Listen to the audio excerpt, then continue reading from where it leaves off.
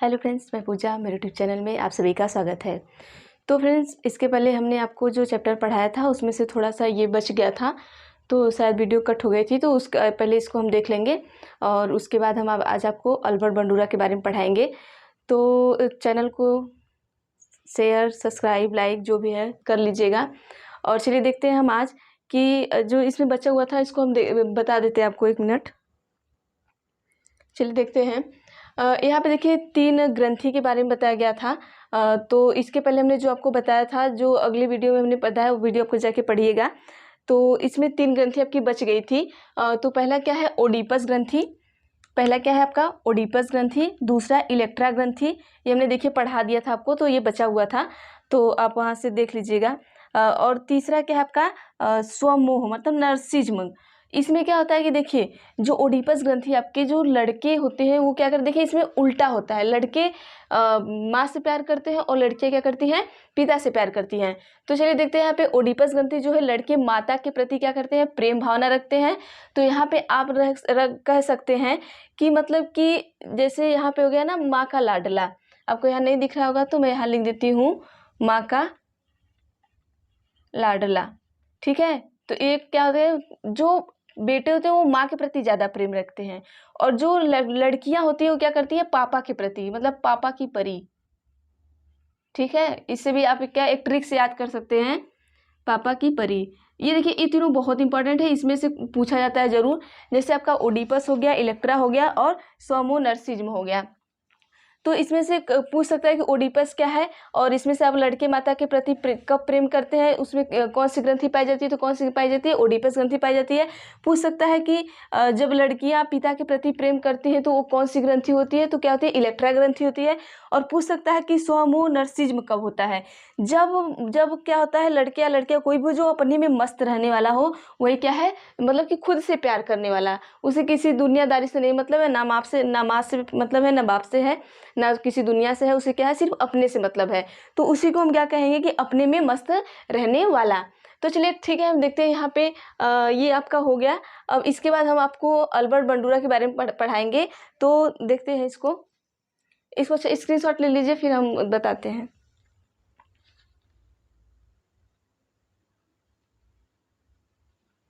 चलिए, हो गया होगा। चलिए देखते हैं, ये जो हमारे अल्बर्ट बंडूरा थे उन्होंने कौन सा सिद्धांत दिया, ये कहाँ के रहने वाले हैं। ये बहुत बड़ा चैप्टर नहीं है, और फटाफट से देख देते हैं। इसमें से कभी कभी 1 नंबर का पूछ देता है, तो जैसे ज़्यादातर आपका सिद्धांत ही पूछता है और कुछ पूछता नहीं है। तो चलिए देख लेते हैं अल्बर्ट बंडूरा।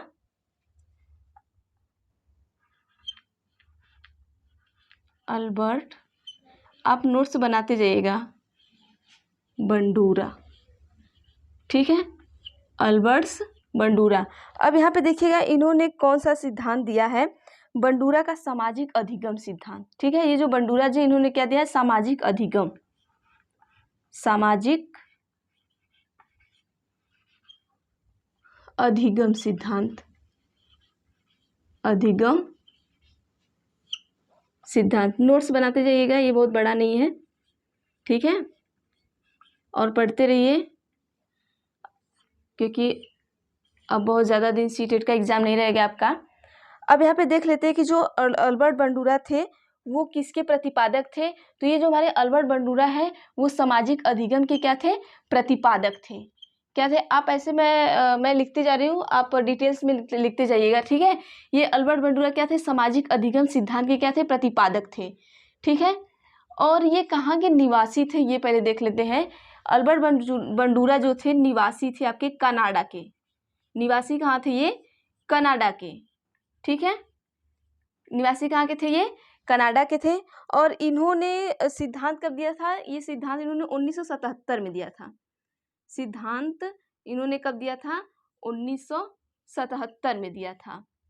ठीक है, अब नेक्स्ट देख लेते हैं कि इन्होंने प्रयोग जो किया था किस पे प्रयोग किया था। तो इनका जो प्रयोग है, इनका जो प्रयोग, कभी कभी प्रयोग भी पूछ देता है कि प्रयोग किस पे इन्होंने किया है। तो इनका जो प्रयोग हो वो बॉर्बीडॉल पे है। बॉर्बीडॉल, बॉर्बीडॉल का मतलब आप समझते हैं? मतलब जैसे जब हम बचपन में कोई गुड़िया लाते थे, डॉल। ठीक है, और एक इनका था जोकर पे प्रयोग था। ठीक है, एक जोकर पे प्रयोग था। और एक इनका प्रयोग था आपका, मतलब ये जोकर पे था, जीवित जोकर। ये क्या थी, एक फिल्म थी, जैसे फिल्म टाइप का इन्होंने, मतलब जीवित जोकर टाइप का दिखाया था, फिल्म टाइप इन्होंने दिखाया था, तो यहाँ पे फिल्म लिख लीजिएगा। ठीक है, अब यहाँ पे देखते हैं कि यहाँ पे, अच्छा इतना स्क्रीनशॉट ले लीजिए, इतना स्क्रीनशॉट ले लीजिए, फिर उसके बाद का हम बताते हैं।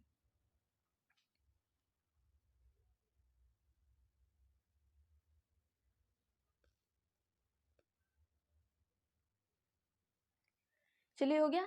अब पहले, सबसे पहले हम देखते हैं कि सामाजिक अधिगम होता क्या है। ठीक है, और पहले सामाजिक अधिगम का 3 नाम है, आप उसको देख लीजिएगा।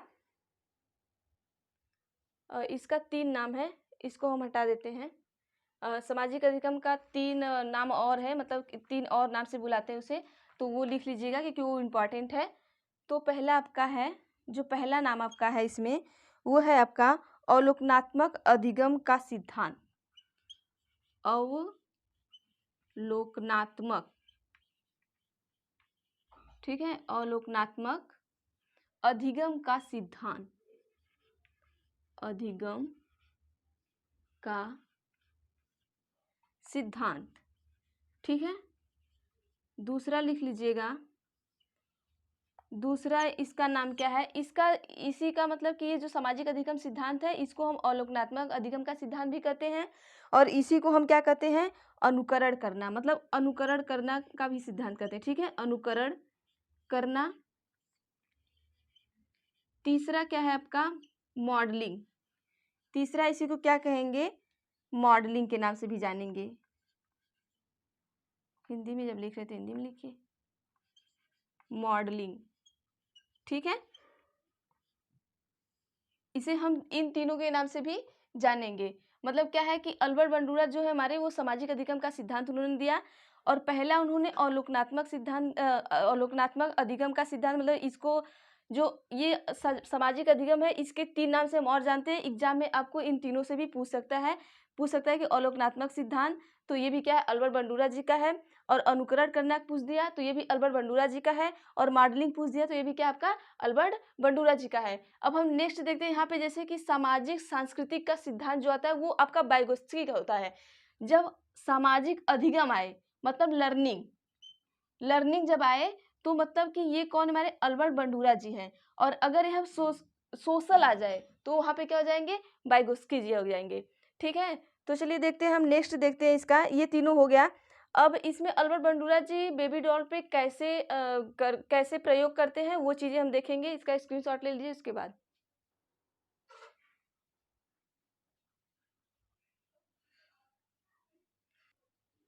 चलिए देखते हैं स्टेज ऑफ लर्निंग।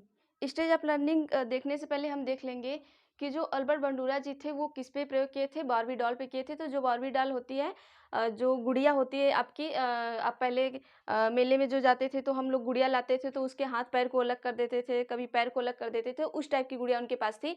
तो उन्होंने उसी पे प्रयोग किया। वो कहते थे कि मतलब जो बच्चे होते हैं वो अनुकरण के द्वारा सीखते हैं। तो उन्होंने एक फिल्म टाइप का दिखाया था कि मतलब कोई औरत है और वो जा रही है, और उसके बाद उसके पैर से क्या होता है, गुड़िया को लग जाता है, और औरत गुड़िया को उठाती है और गुस्से में उसको 2-4 थप्पड़ लगा देती है।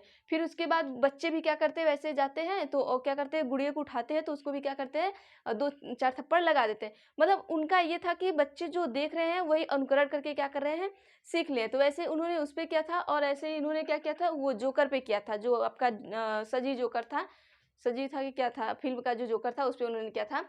तो इस तरीके से उन्होंने प्रयोग किया। तो उन्होंने अपने प्रयोग में, मतलब ये प्रयोग तो अलग है, इसमें कुछ लेना देना नहीं है प्रयोग से, ना आपको ये प्रयोग आएगा एग्जाम में।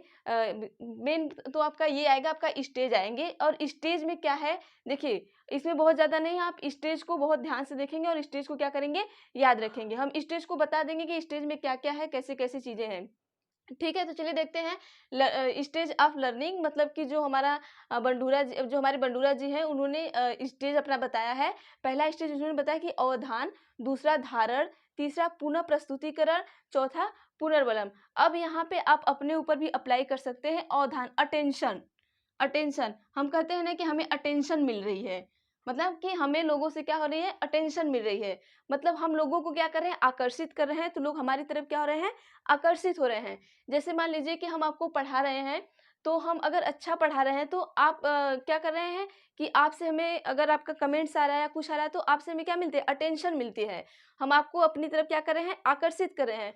तो उन्होंने कहा कि जैसे अल्बर्ट बंडूरा जी ने पहला स्टेज क्या बताया लर्निंग का, सीखने का पहला स्टेप उन्होंने बताया कि क्या होना चाहिए, अटेंशन होना चाहिए। बच्चे में क्या हो, अटेंशन हो।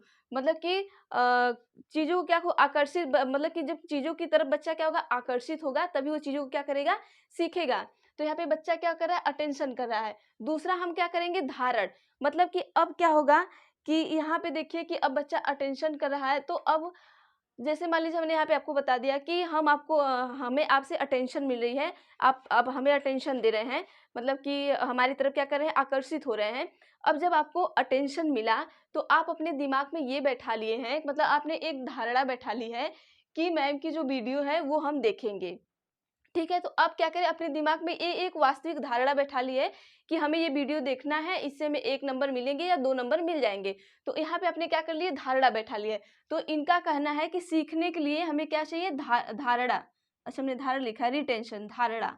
मतलब कि सीखने के लिए धारणा भी होनी चाहिए, ठीक है? अगर आपके अंदर धारणा नहीं है तो भी आप क्या करते हैं, नहीं सीख पाएँगे, ठीक है? अब यहाँ पे क्या हुआ कि अब आपने धारणा प्रस्तुत कर दी, अब धारणा को क्या करें, रिप्रोडक्शन। अब तीसरा हम क्या करें, पुनः प्रस्तुतिकरण करेंगे। अब यहाँ तो आपने हमें अटेंशन दे दिया, ठीक है?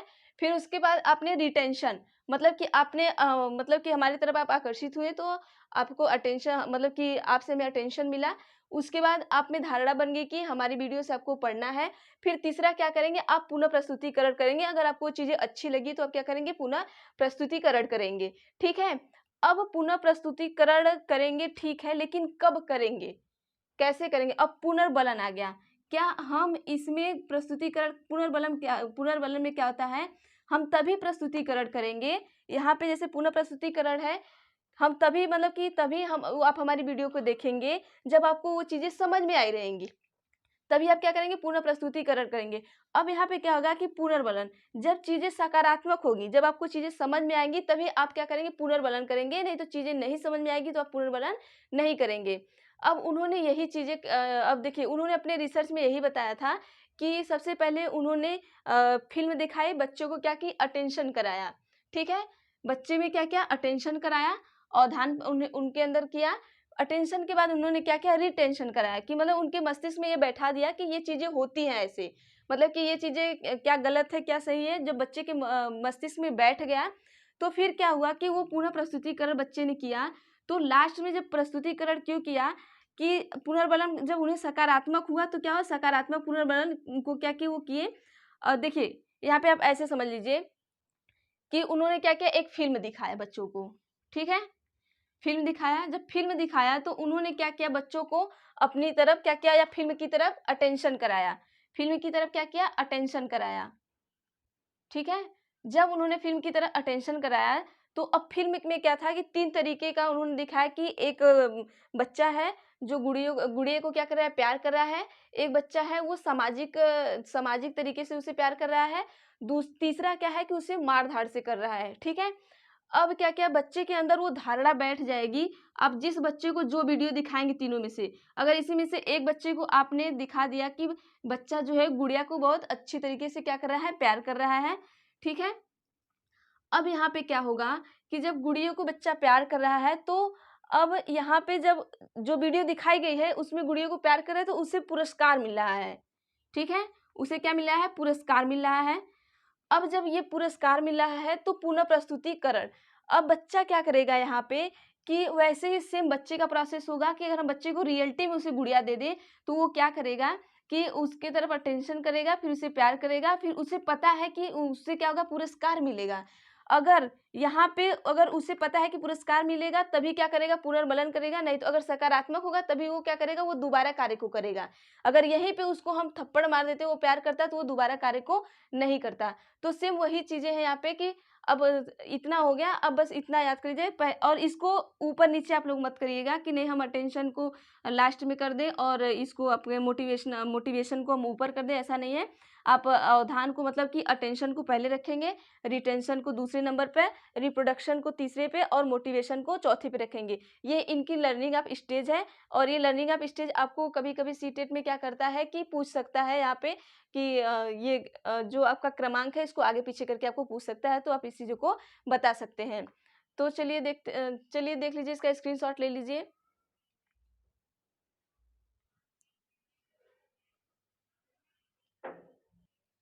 तो चलिए ये इतना पढ़ने के बाद हम देख लेते हैं एक बार कि ये सामाजिक अधिगम का अर्थ क्या होता है। तो सामाजिक अधिगम का अर्थ ये होता है कि सीधे-सीधे से है कि बच्चा क्या करता है कि जब बच्चे समाज में आते हैं, समाज से सीखते हैं, तो जो नेगेटिव चीज़ें होती हैं, उसको क्या करते हैं, नकार देते हैं। जो पॉजिटिव चीज़ें होती हैं, उससे क्या करते हैं, सीख लेते हैं। अब वो क्यों सीखते हैं? क्योंकि वो उनके मतलब कि दंड पे आधारित होता है कि उन्हें पुरस्कार मिला है, दंड मिला है, तो क्या करते हैं, वो ये हो गया कि सामाजिक अधिगम का अर्थ यही हो गया कि बच्चे क्या होते हैं, समाज में आके व्यवहार को क्या करते हैं, सीखते हैं। समाज में क्या करते हैं, व्यवहार को सीखते हैं।